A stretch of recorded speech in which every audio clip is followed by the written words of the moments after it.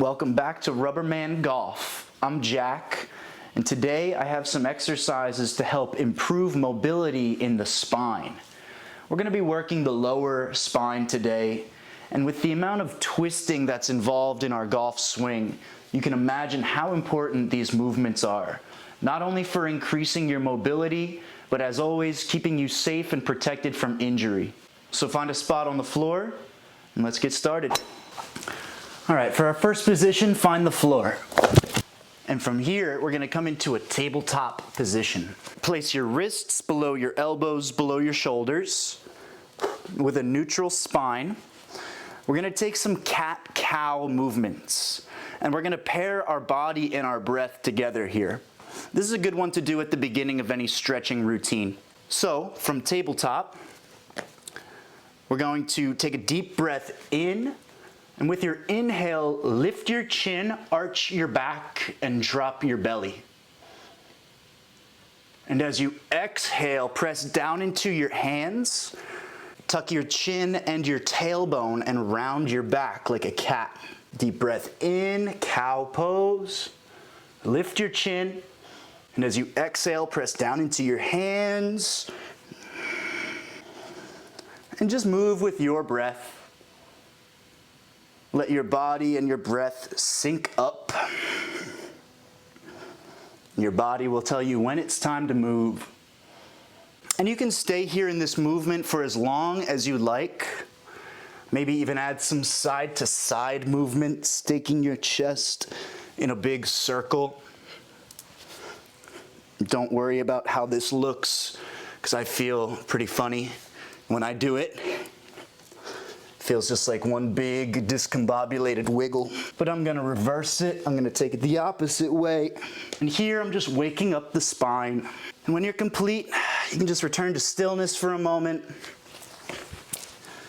Take a rest, pause, catch your breath. All right, now from here we're gonna move to our second pose. It's called Sphinx pose. You're gonna set up on your front side, laying flat on your belly. And I like to take a towel or something nice and soft underneath my elbows for this pose, because we set up by taking our elbows right to the mat. Try to place your elbows right underneath your shoulders. And with your palms flat on the mat, we engage the pose by pulling your elbows towards your hips. So it feels like you're pulling yourself forward to the front of the mat. And you can even see there's a little bit of movement. This is not engaged. And then here we go, engage the pose. Right, so pulling your elbows towards your hips so your front side, your chest can pull towards the front of the mat. At the same time, drive your hips down into the floor. You might even like to press the tops of your knees down into the floor as well. And as you do, we create this really nice compression in the lower back. You can think of your back like a spring, and we're compressing the vertebrae in on itself. And if this is too painful, as always, check in with your body. You might like to take it down a few degrees. You might like to lower down off of the towel, or just release some of the tension in your shoulders and your elbows. We'll stay here for about 30 seconds to 1 minute. Nice, deep, slow breaths. And try to keep your chin parallel with the floor. When you are complete, slowly release onto your chest. And here I'd like you to take a brief pause. Just rest on the floor. You might like to take that pillow or that towel you were using. Just support your head for a moment. Here on this channel, we talk about the echo of the pose. So as you release this pose, feel into your lower back, and there may feel like a pulse or some evidence, some after effect that you just did something in your body. All right, everybody, I got one more series of poses for you today. We're gonna come onto our backside, laying all the way flat on the floor. With your knees bent and your feet on the floor, we're gonna take some reclined twists. You can keep your legs uncrossed, or you have the option for an added degree of difficulty to cross your right leg over your left.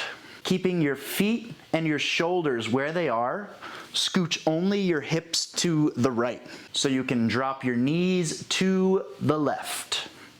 And you roll all the way onto your left hip. From here, take your arms out long like a T with your palms on the floor. And take your eyes over your right shoulder. So your knees are going to the left and your eyes are going to the right. And all you got to do here is just hang out and breathe. Let gravity do the work for you. And you should feel this really nice twist happening along your spine. You might feel some sensation on top of your hip. We're gonna hang out and breathe for 30 seconds to 1 minute. And when you are complete, you can use your hands to guide your knees back to center. Untwist, uncross, and breathe. Slowly pause and feel. Now when you're ready, we're gonna switch sides. From the back, this time, option to cross your left leg over your right. Slide only your hips to the left so you can drop your knees to the right. Arms out long like a T. This time, gaze over your left shoulder. Deep breaths, 30 seconds to 1 minute. And when you are complete, guide your knees back to center.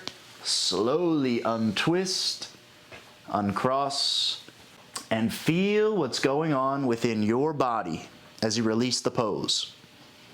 The spine can be very sensitive, so move through these exercises at your pace. As always, your body knows what it can handle, what is too much, what feels painful, what's not enough, what feels boring. You want to strike that balance right in the middle, your edge. It's where we can grow, and that's where we can see improvement happen over time. So keep moving with us, keep it up, and I'll see you next time.